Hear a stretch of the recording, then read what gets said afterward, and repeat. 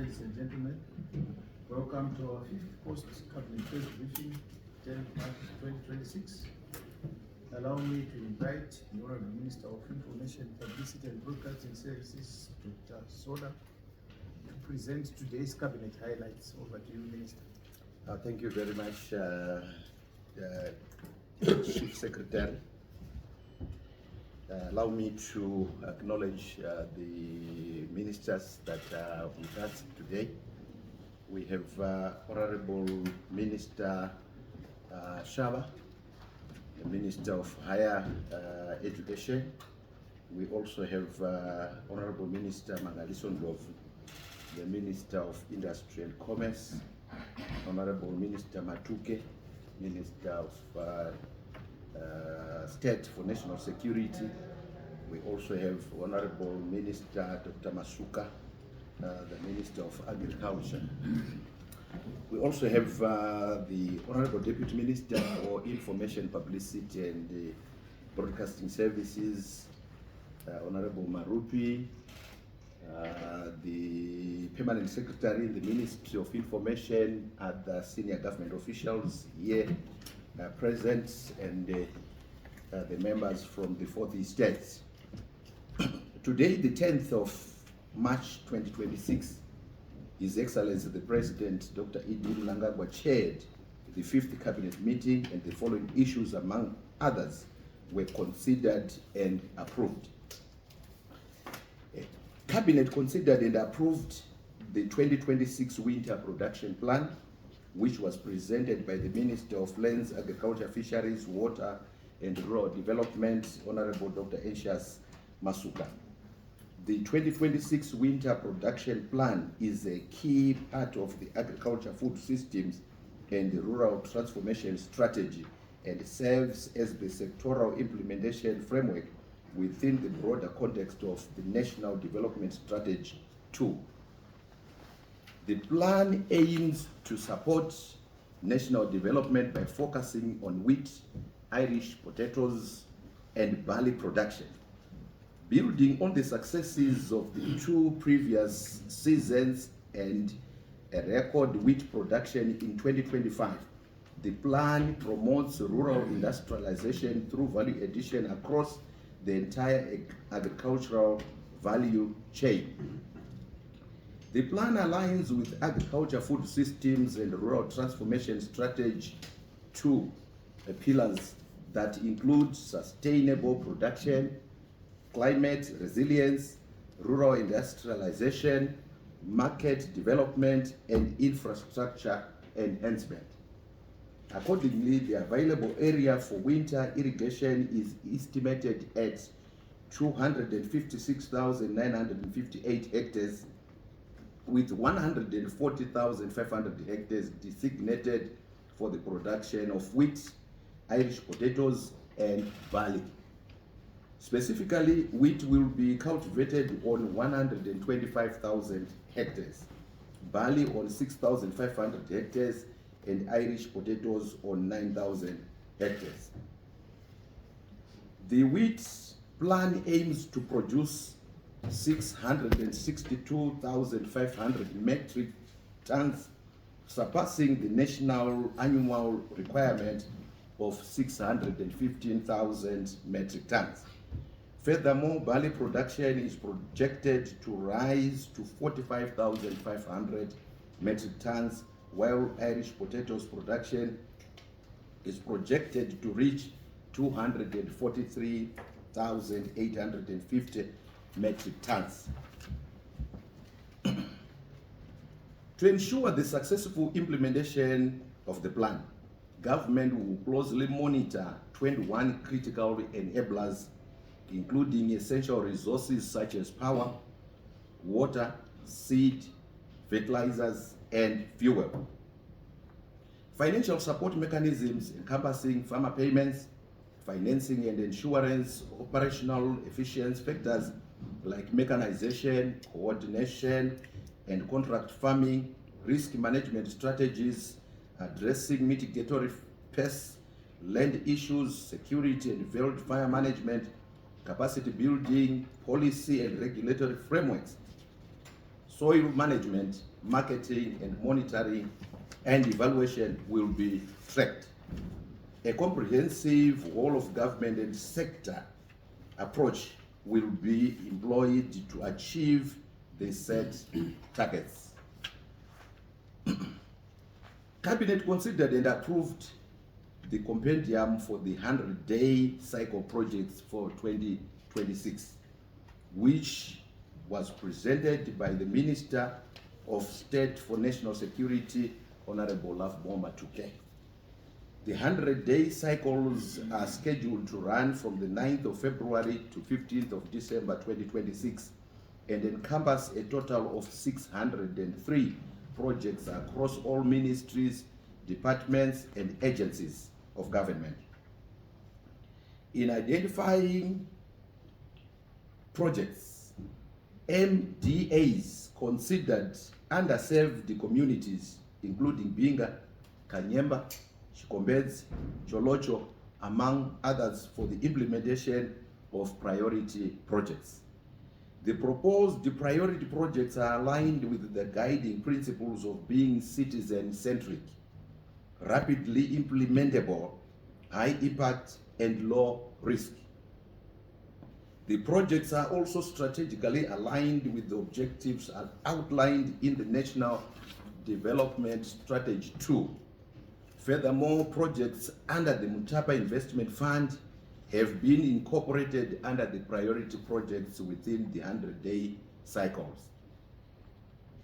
Out of the total of 603 projects, 206 are scheduled for implementation during the first 100-day cycle, followed by 203 projects in the second cycle and 174 projects in the third cycle of 2026. Of the first 100-day cycle of 2026, 152 projects are ongoing, with an additional 74 being initiated as new. In the second cycle, 134 projects are envisaged to be ongoing, while 69 will be launched as new. Similarly, in the third cycle, 116 projects will be ongoing and 58 will be taken on board as new projects. The nation is informed that the projects were selected based on their potential to contribute significantly to the aspirations of Vision 2030, with a primary focus of improving the livelihoods of the citizens across all communities. The projects are categorized according to the 10 thematic areas outlined in the National Development Strategy 2. In alignment with the government's commitment to deliver projects that focus on growing investments in various infrastructure sectors such as transportation, water and sanitation, the infrastructure and housing development pillar of the National Development Strategy 2 has the highest number of initiatives, totaling 159 projects. 72 projects are included under the Science, Technology, Innovation and Human Capital Development thematic area, as they are essential drivers of economic growth, productivity and competitiveness. Furthermore, 71 projects are being implemented under the Inclusive Economic Growth and Structural Transformation thematic area. The geographical spread of the projects are as follows. We have Bulawayo with 40 projects, Harare 97 projects, Mashonaland Central Province 38 projects, Mashonaland East 35, Mashonaland West 52, Masvingo 50, Midlands 45, Manicaland 40, Matabeleland North 51, Matabeleland South 60. Then cross-cutting projects we have 80. Then foreign missions 15 projects, giving us a total of 603 projects. Cabinet received and approved the Zimbabwe National Industrial Development Policy number 2, running from 2026 to 2030 as presented by the Minister of Industry and Commerce. Government has developed the Zimbabwe National Industrial Development Policy number 2, 2026 to 2030, which will guide Zimbabwe's industrialization agenda for the next 5 years in tandem with the National Development Strategy 2, also running from 2026 to 2030.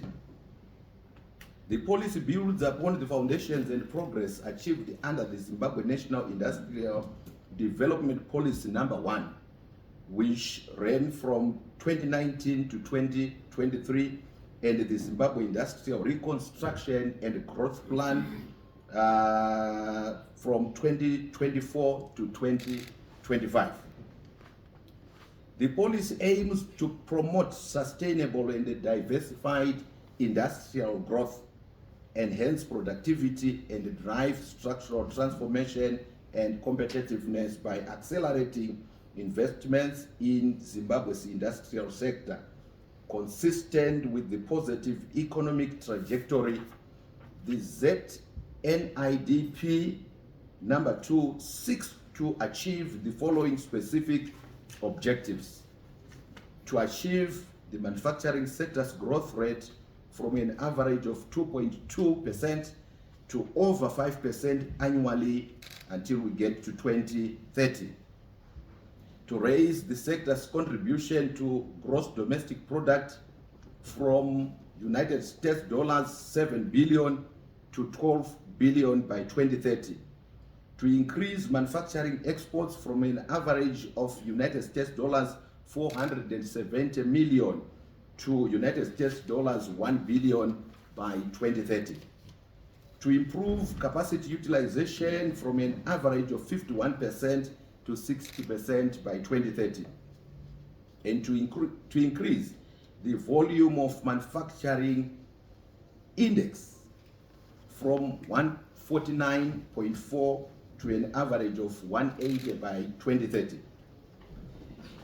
The ZNIDP, which is the policy number 2, is anchored on 6 strategic pillars, namely deepening industrialization and value chain optimization, leveraging competitive advantages in mining and agriculture, spatial development initiative nodes, and rural industrialization, enhancing industrial competitiveness and productivity through digital transformation and artificial intelligence integration, inclusive industrialization and micro, small, and medium enterprises linkages, and lastly, strengthening local content development. The pillars entail, among others, prioritizing immediate goods production under the manufacturing for manufacturing concept, leveraging the country's natural endowments to promote beneficiation and driving industrial modernization through retooling, automation, concessional financing, and duty-free capital equipment imports.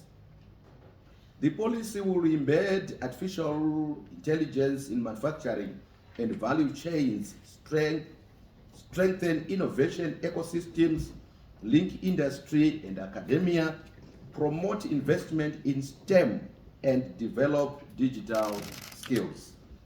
The pillars also entail prioritizing the expansion of special economic zones alongside macroeconomic coordination, the promotion of micro, small, and medium enterprises integration with larger firms, and facilitating the graduation of small enterprises into larger entities. Cabinet considered and approved the Consumer Protection Policy as presented again by the Minister of Industry and Commerce.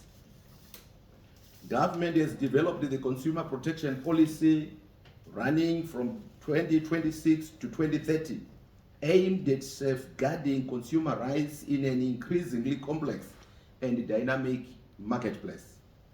The policy serves to regulate the supply of goods and services, safeguard the rights of consumers, and promote fair trading practices in the marketplace.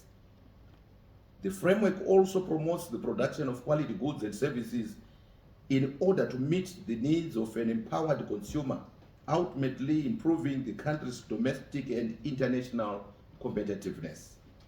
The consumer protection policy closes the existing legislative and institutional gaps, strengthens coordination among agencies, and promotes fair, transparent, and accountable practices across all sectors of the economy.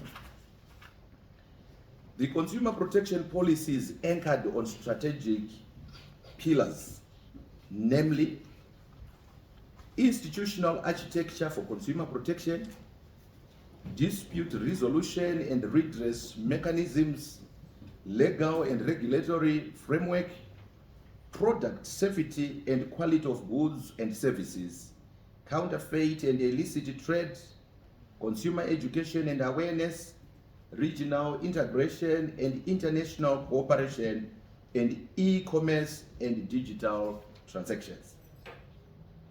The pillars entail, among other objectives, strengthening of consumer protection institutions, intensification of the ongoing market compliance checks, enforcement of consumer rights and welfare through clear dispute resolution guidelines, the establishment of a dedicated anti-counterfeiting framework, and the rollout of comprehensive consumer education programs.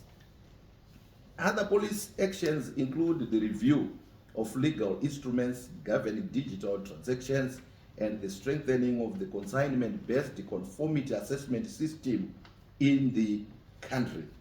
The policy has a robust monitoring and evaluation framework for effective consumer participation and improved compliance on the part of businesses. Cabinet also considered and approved the Memorandum of Understanding between the Republic of Zimbabwe and the Republic of Equatorial Guinea concerning cooperation in higher and tertiary education and training. The Memorandum of Understanding seeks to establish a comprehensive legal framework to facilitate the continued collaboration between the two countries in the field of higher and tertiary education and training. The MOU also aims to promote educational exchange among institutions of higher learning. The scope of cooperation includes the exchange of ideas related to curriculum development, organization of study tours to enhance understanding of each other's educational systems, and the facilitation of student enrollment from the Republic of Equatorial Guinea in accredited universities and colleges within the Republic of Zimbabwe. Furthermore, the MOU endeavors to promote mutual recognition of educational qualifications between the parties, thereby strengthening the academic and professional ties. Cabinet received and approved another Memorandum of Understanding between the Republic of Zimbabwe and the Republic of Tajikistan on cooperation in the fields of technology transfer and construction. The MOU will promote and strengthen cooperation in the areas of technology transfer and construction, particularly the fields of water and sanitation. The parties will cooperate through an exchange of experiences, knowledge, and information in the following areas: water supply and sewerage infrastructure, historical and urban renewal building construction, artificial intelligence systems, and advanced disaster and risk management systems. I thank you. Thank you very much, Honorable Minister, for presenting today's cabinet highlights. We now move to the first round of 3 questions. Then we get answers from the Honorable Ministers here present. Over to you, colleagues.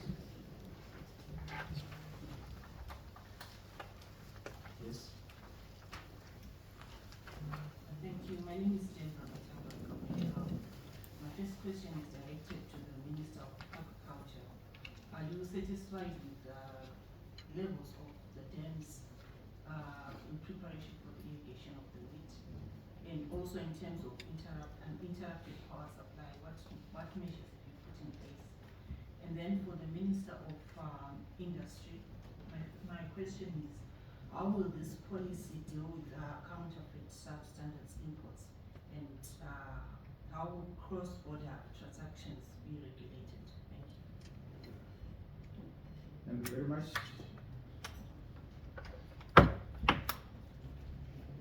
Yes. My name is Abigail Tembo from ZBC News. Mine is directed to the Minister of Agriculture.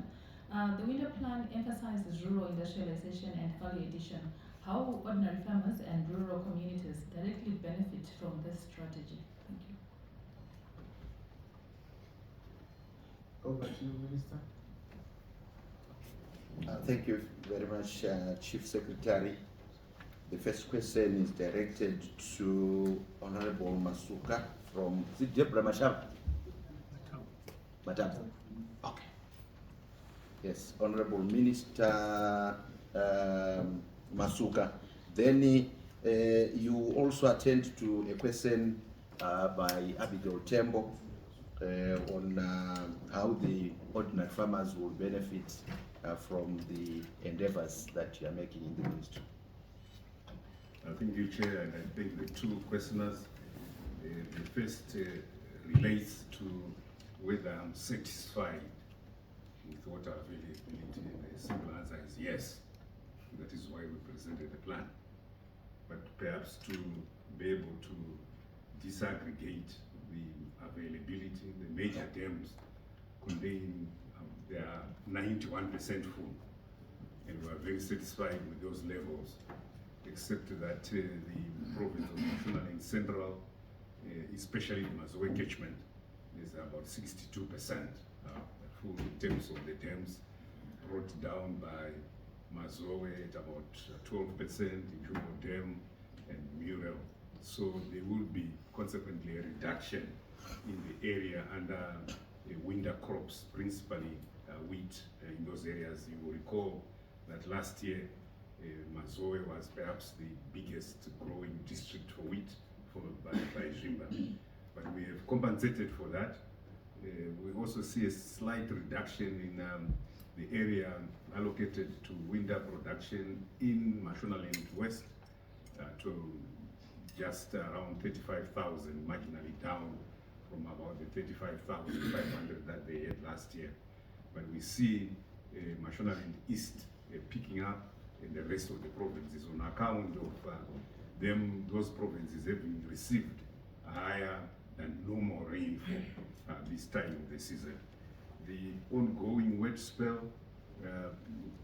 between now and the 14th of March, we expect between 50 and 100 millimeters to be received throughout the country, with some concentration in the northern areas.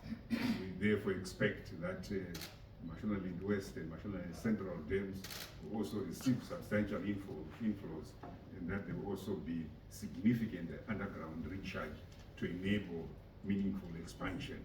So indeed, that is the source of the satisfaction.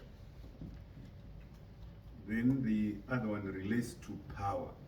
Ordinarily, we are ahead of the presentation of this winter plan. We have a discussion with the Minister of Energy and Power Development, to which we clearly discuss availability of power. We heard from the minister responsible that I think we went for the longest stretch without power cuts post Christmas. And we heard today that there is no load shedding because there is adequate power being generated, and that Hwange 7 and 8 are very stable. We require 150 megawatts of power to be ring-fenced for winter production. And this ring-fencing has happened over the past few years from 2023 when we attained with national self-sufficiency.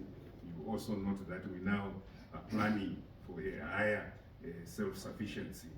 We plan to produce 662,000 metric tons of wheat, and we estimate that our national consumption this year will be 615,000 metric tons, inclusive of some imports. As we make wheat more available, wheat is now another choice source of starch for many Zimbabweans, and they are actually seeing increasing consumption, and I hope the power sector will continue to prioritize us for power availability.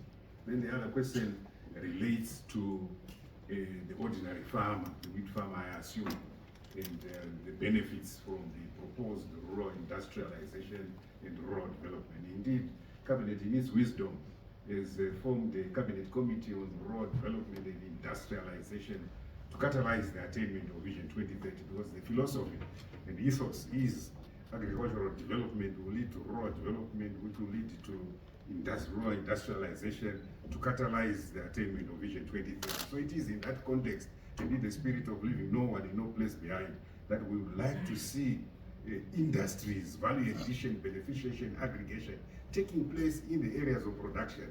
So we have adopted a value chain approach to agriculture, and the Minister of Industry and Commerce and I have formed a committee of our deputy ministers that is looking at 14 agricultural value chains, so that we just don't look at production. We say, so what do we require as a nation for our consumption patterns, and where do we industrialize, not just establishing in established urban centers, but ensuring that where the production is taking place, we establish these agro hubs. Remember, what we would like to do as a country is not go back to the Zimbabwe becoming a bread basket of the Southern Africa region. No. We want Zimbabwe to become an agro-industrial hub of the region, leaving no one and no place behind. And in the irrigation scheme business units that are going to be involved in wheat production, we've also said with the Agricultural and Rural Development Authority, we want to see 3 channels of rural industrialization emerge. First is the maize to mealie meal channel. Second is the wheat to bread channel. And the third is the soybean and sunflower to oils channel. So you'll be seeing more of rural development and rural industrialization affecting the ordinary farmer and leaving no one and no place behind. Thank you. Thank you very much, Honorable Minister.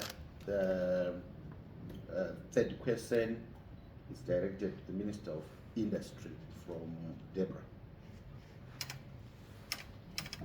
Thank you very much, Chairman, and also Deborah, for your question. I think it's pretty much in 2 parts. The first part is about counterfeit products and how we are dealing with that.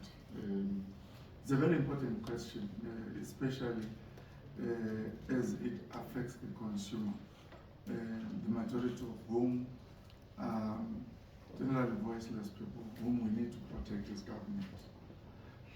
You will recall that we brought really the issues of counterfeit products and smuggling and other business malpractices in 2024 when we launched the Industrial Reconstruction and Growth Plan, following which we set up anti-smuggling teams, following which we also sent teams through our trade measures and Consumer Protection Commission teams to go around the country inspecting our products, working closely with the manufacturers, of course.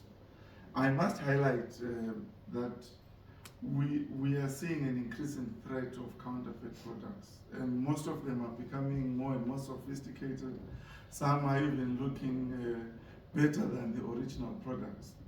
And we are working quite closely in this regard with the manufacturers, but also we will be intensifying consumer awareness so that consumers are aware of the level of counterfeiting that is taking place.